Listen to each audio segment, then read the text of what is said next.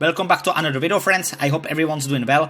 And as you can see, the Samsung Galaxy S10e, S10 and S10 Plus owners are currently receiving a cool new update that brings slow motion video recording using the front-facing camera. Besides the slow motion selfie video feature, the OTA update adds Auto Hotspot, which is a quick way to share your mobile connection with nearby devices logged into the same Samsung account. And there is also a mention about an improved fingerprint recognition. Additionally, the firmware update adds media and device buttons to the notification shade, allowing you to control devices that are connected to the phone, like TVs or Bluetooth enabled devices. And there is also October security patch for Android operation system. Did you already update your Samsung Galaxy S10e, S10 or S10 Plus? Let me know in the comments down below.